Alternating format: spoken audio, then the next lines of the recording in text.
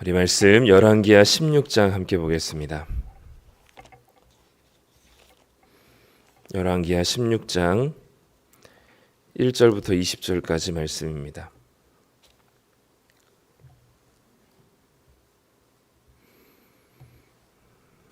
구약성경 589쪽에 있습니다. 열왕기하 16장 1절부터 20절까지 우리 한 목소리로 함께 읽도록 하겠습니다.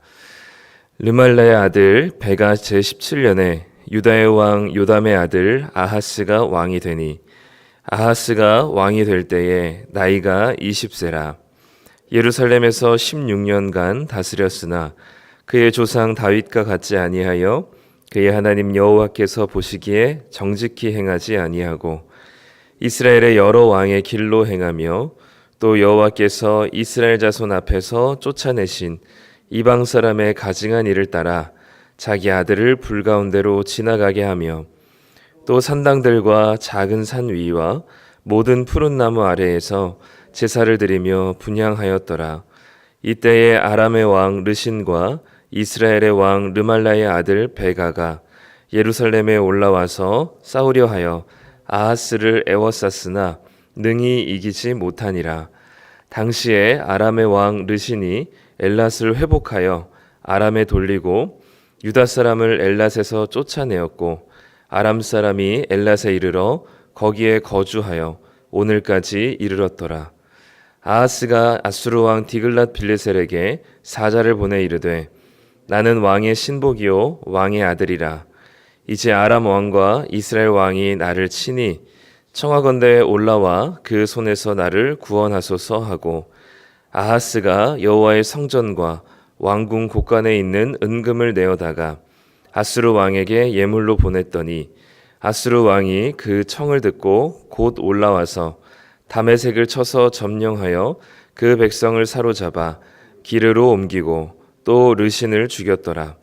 아하스 왕이 아수르의 왕 디글랏 빌레셋을 만나러 다메섹에 갔다가 거기 있는 제단을 보고 아하스 왕이 그 제단의 모든 구조와 제도의 양식을 그려 제사장 우리야에게 보냈더니 아하스 왕이 다메섹에서 돌아오기 전에 제사장 우리야가 아하스 왕이 다메섹에서 보낸 대로 모두 행하여 제사장 우리야가 제단을 만든지라.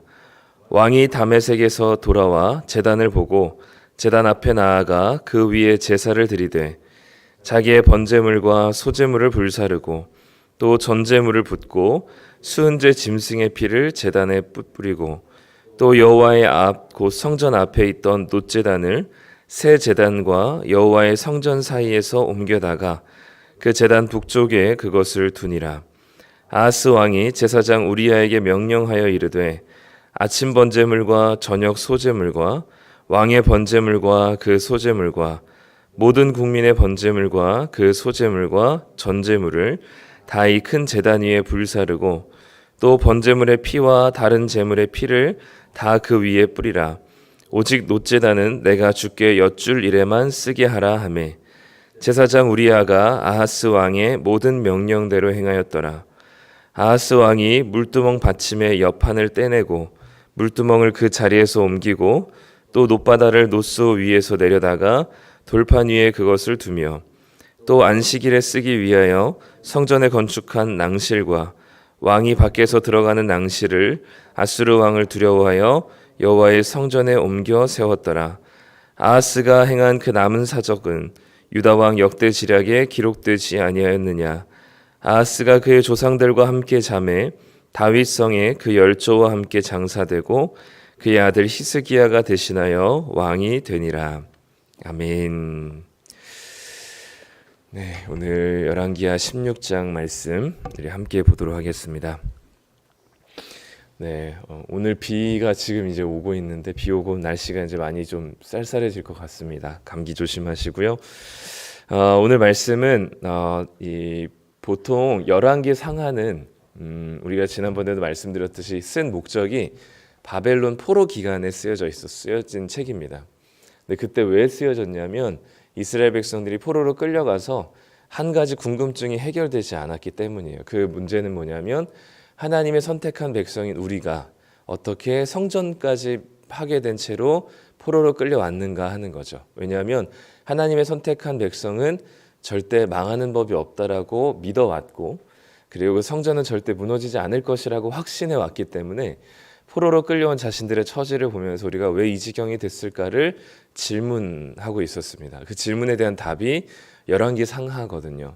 내가 열왕기 상하의 이 대부분의 내용이 뭐냐면 왕들을 비롯한 이스라엘 백성들이 하나님의 말씀에 순종하는 약속을 어겼기 때문이다라는 겁니다. 그러니까 말씀에 불순종한 결과가 포로가 되었다라는 것이죠.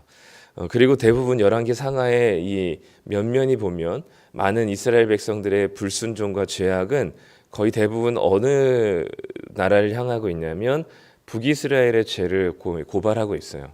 그러니까 남유다는 사실 간간히 선한 왕들이 등장하고 그리고 거기 중에 이제 하나님 말씀을 따라 뭔가 신앙적인 개혁을 이루고자 했었던 왕들이 있지만 북이스라엘은 한 사람의 왕도 그런 사람이 없거든요.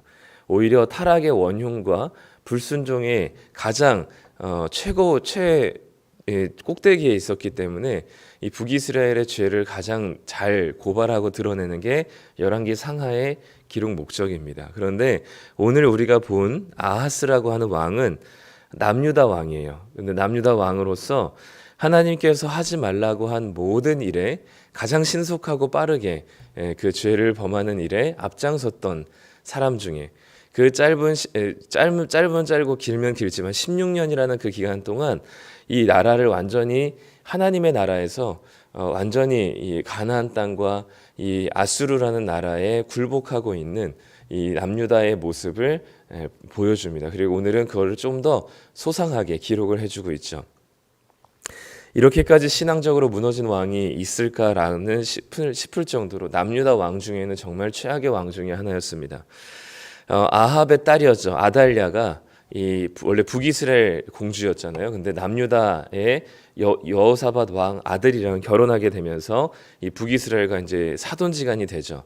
그리고 그 아달랴라는 이 공주를 통하여서 이 남유다도 북이스라엘처럼 아합 왕 때에 타락한 것처럼 타락이 막 지속되게 됩니다. 근데 그 아달랴가 죽은 이후에 요아스부터 4대에 걸쳐서 완벽하지는 않지만 나름 신앙적으로 하나님께 하나님께서 보시기에 선하다고 여길 정도의 신앙으로 세워진 왕들이 4대에 걸쳐서 연속으로 등장해요. 그 4대에 걸쳐서 연속으로 등장하면서 하나님을 경외했던 그 신실했던 왕의 전통과 가문이 이 아하스 때에 완전히 뒤집어지게 됩니다. 그러니까 그 선대의 조상들로부터 보고 배운 것들을 실천하지 않고 그 선대에 했었던 자기 아버지, 할아버지, 증조 할아버지가 했었던 하나님 앞에서 선했던 일들을 모조리 다 뒤집어 엎고 오히려 오늘 말씀에 보면 3절에 보면 이스라엘 여러 왕의 길로 행하며, 이건 북이스라엘의 여러 왕의 길입니다. 그러니까 아합의 길을 쫓았다는 거죠. 아합과 여로보암의 길을 행하고 3절에 보면 또 여호와께서 이스라엘 자손 앞에서 쫓아내신 이방 사람의 가증한 일을 따라서 자기 아들을 불 가운데로 지나게 했다라고 얘기합니다. 이 끔찍한 그 예전에 우리가 봤었던 모압이라는 나라가 했었던 이 자기 장자를 제물로 바치는 이 끔찍한 일을 벌이게 되는 거죠. 그러니까 북이스라엘 왕의 길을 따랐고, 그리고 그 현재 가나안의 문화와 이방 사람들의 가증한 일을 따라서 자기 아들을 제사를 드리고 인신 제사를 드리고 온갖 영험하다고 하는 곳, 좀 신비롭게 생긴 나무와 돌에는 다 산당을 지어가지고 거기에서 그 신을 위해서 우상을 숭배하고 분향하고 제사를 드리는 완전히 완벽하게 하나님께서 하지 말라고 한 모든 것들을 행하고 있는 아하스 왕을 볼 수 있습니다. 근데 그때 가나안의 문화와 가치를 따르는 모습이죠. 하나님의 말씀보다 자기가 머물러 있는 곳에 세상의 문화와 가치를 따르는 모습입니다. 그것뿐만 아니라 아람은 신앙적으로도 이렇게 완전히 하나님께서 말씀하신 것과 반대의 길을 걸었을 뿐만 아니라 그의 정치와 외교에서도 하나님을 신뢰하는 모습은 전혀 보이지 않았죠. 아람이라는 나라와 이스라엘 왕이 연합하여서 이 남유다 왕을 치러 올 때 이 아수르에게 도움을 요청합니다. 근데 그 도움을 요청하는 게 일반적인 도움 요청이 아니라 완전히 자신을 이 아수르의 속국으로 여기고 아수르에게 예물을 갖다 바치면서 완전히 아수르 밑으로 들어가는 모습을 볼 수 있어요.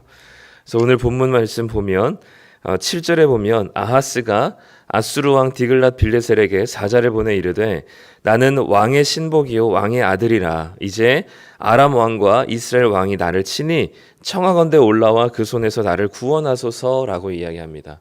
그러니까 즉 이 면면이 보면 이 원래 누구에게 고백되어야 될 고백이냐면 하나님께 고백해야 될 고백입니다. 하나님, 나는 당신의 종이고 당신의 아들입니다. 이제 이 아람 왕과 이스라엘이 나를 치니 청하건대 하나님의 손으로 나를 구원하소서라는 이 고백은 사실 하나님께 해야 되는 고백인데 지금 아수르 왕에게 성전과 왕궁에 있는 곳간에 있는 모든 은금과 예물을 갖다 바치면서 자신이 당신의 당신은 나의 왕이다라고 이야기하는 거죠.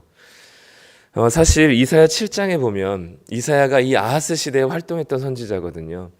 이사야 엄청난 걸출한 선지자잖아요. 하나님 말씀을 대언하고 정말 하나님 말씀에 민감한 사람이었던 그 선지자가 곁에 있었습니다. 그리고 그 이사야의 말을 이사야에게 찾아오진 않았지만 하나님께서 이사야를 통해서 이 아람 왕과 북이스라엘이 쳐들어올 때 내가 너를 구원하겠다라는 말씀을 이사야를 통해서 하세요. 그럼에도 불구하고 이 아하스라는 왕은 하나님께 엎드려서 간구하거나 그 하나님께서 너를 내가 구원할 것이라는 그 약속의 말씀을 신뢰하지 않고 그저 자신에게 눈에 보이는 가장 중요해 보이는 의지할 만한 대상이었던 아수르 왕에게 찾아가서 당신이 나의 왕입니다라고 고백하며 온갖 은금을 전달하는 모습을 보여주죠. 그러니까 이것은 단순히 정치적인 계산과 외교적인 능력이 아니라 하나님께서 이미 승리할 것이라고 약속하셨고 하나님께서 구원하실 것이라고 말씀하셨음에도 불구하고 하나님을 의지하지 않고 신뢰하지 않고 하나님을 무시하고 하나님의 말씀을 듣지 않은 아주 불신앙적인 모습인 것이죠.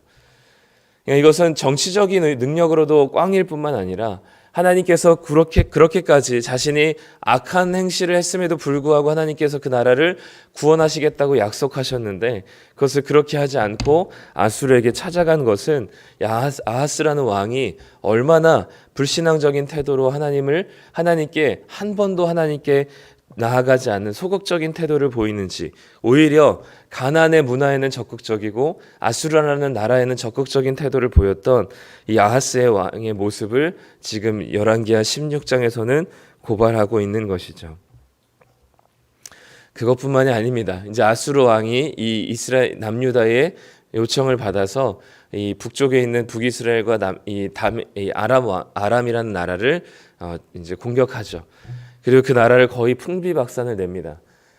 그리고 북이스라엘에 있는 다메섹에 왔는데 그 다메섹에 이 신전 다메섹에 세워진 이 산당과 거기에 드려지는 제사와 제단이 너무 멋진 거예요.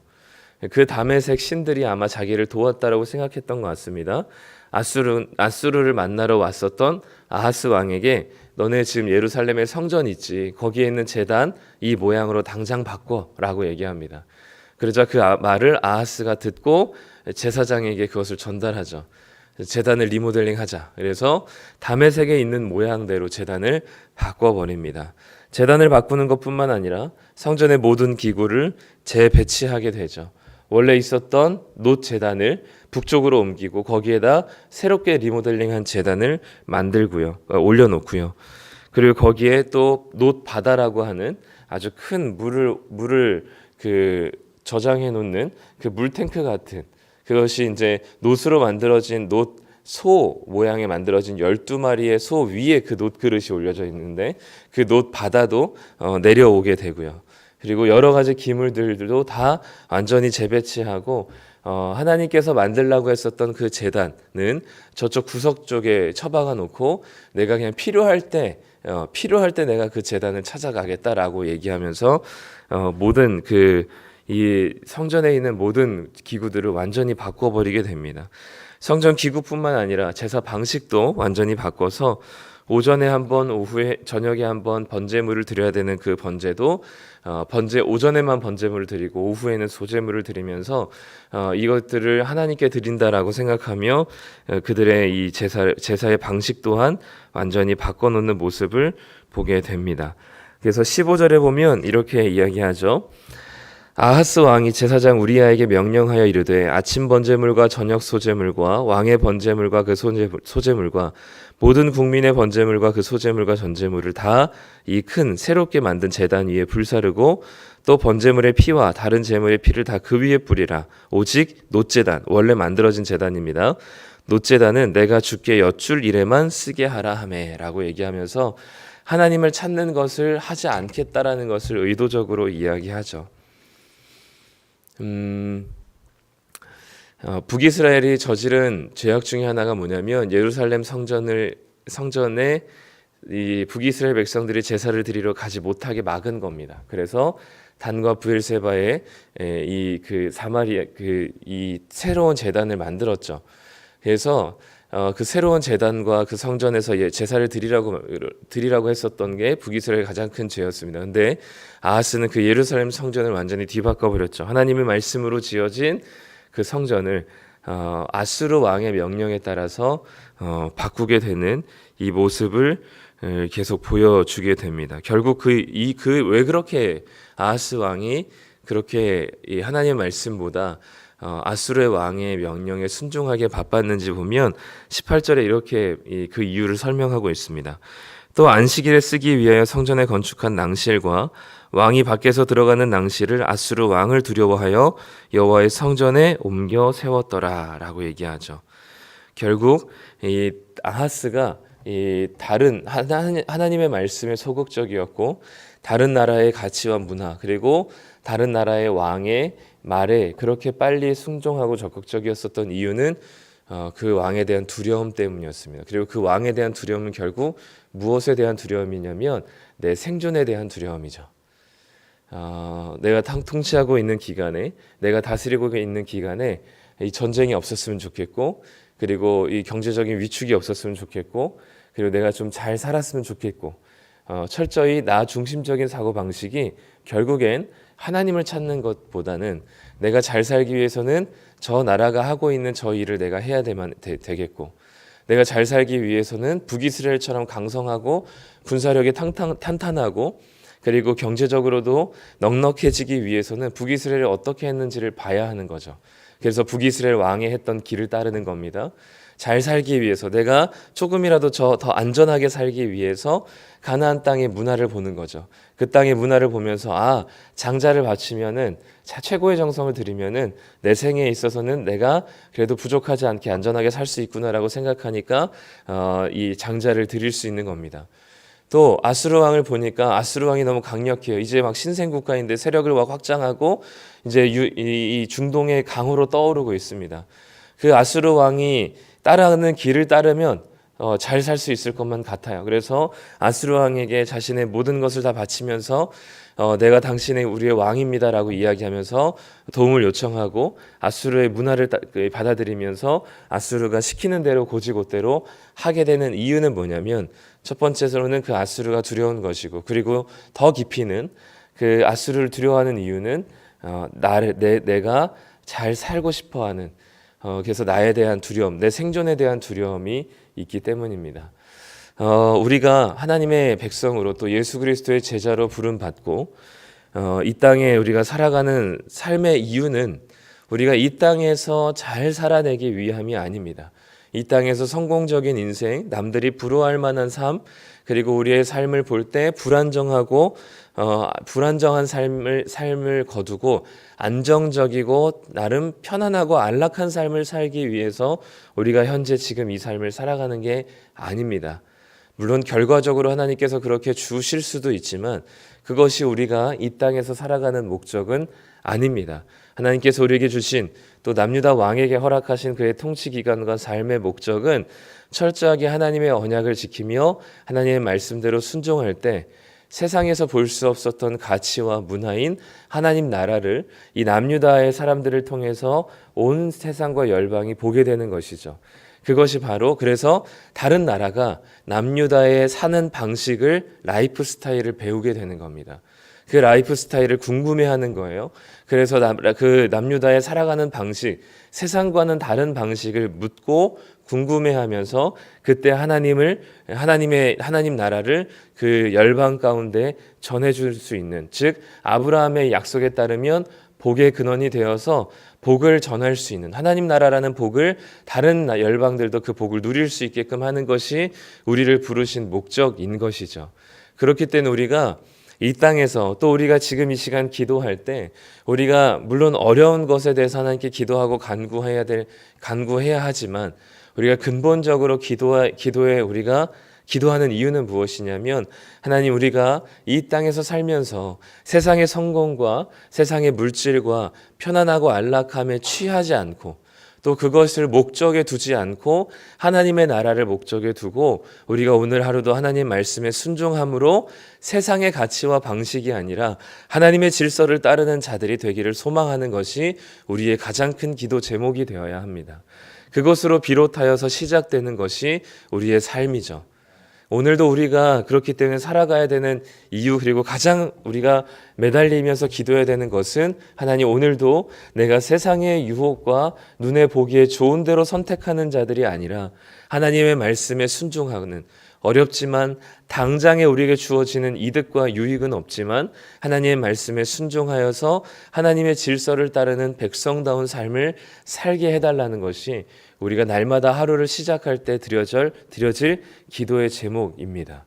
그렇기 때문에 그것의 기도를 시작으로 우리의 필요를 간구하시고 우리가 그의 나라와 그의 의를 구하는 자들에게 하나님께서는 반드시 우리의 것을 채우신다고 말씀하셨고 그것을 먼저 구하는 자들에게 이방 사람들이, 세상 사람들이 가장 걱정하는 그 생존의 문제를 하나님께서 해결해 주시겠다고 예수님께서 말씀하셨으니 우리가 그 말씀을 믿고 하나님 나라를 위하여서 우리의 삶 가운데 주님 나라의 질서가 충분하게 임하도록 우리가 오늘도 기도해야 할 것이죠.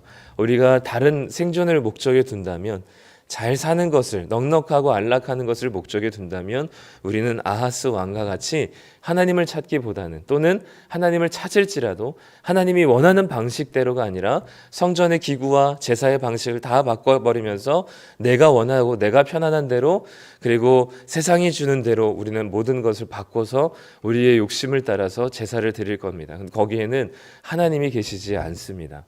그러니 오늘도 우리가 제사를 드리는 형식이 중요한 게 아닙니다. 이 기도의 시간에 나왔다는 이 것만으로도 우리가 스스로 자부할 필요는 없습니다.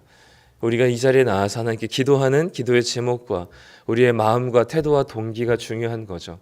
오늘도 우리가 기도할 때 하나님 나라를 구했으면 좋겠습니다. 우리의 삶에, 내 삶에 하나님 나라가 임하도록, 그래서 세상과는 다른 하나님의 질서를 따라 살아가는 것이 얼마나 큰 기쁨과 행복인지를 내가 먼저 누리고 그것을 바라보는 세상 사람들이 우리를 보면서 신비롭게 여기며 신기하게 생각하고 어떻게 돈이 없는데 저렇게 행복하고 기쁘게 살아갈 수 있을까? 어떻게 나보다 못 사는데, 나보다 형편이 어려운데 저렇게 기쁘고 감사하고 그리고 있는 것에 자족하며 살아갈 수 있을까를 궁금해할 수 있는, 그래서 하나님의 질서를, 하나님 나라라는 복을 세상 가운데, 열방 가운데 전하며 드러낼 수 있는 놀라운 하나님의 백성의 삶이 되시기를 간절히 소망합니다. 기도하겠습니다. 하나님 감사합니다. 오늘 아하스 왕의 모습을 봅니다. 그 누구보다도 죄로 향해 달려가는 발걸음이 빨랐고 아수르 왕을 두려워했으며 아수르가 명령한 대로 성전의 모든 기구를 바꾸고 재배치할 정도로 아수르를 두려워했던 아하스 왕을 봅니다. 하나님, 우리의 모습입니다. 세상의 길로 달려가기에 바빴고 세상에서 제시하는 길과 가치를 따라 가기에 너무나 분명했던 우리들의 발걸음을 봅니다.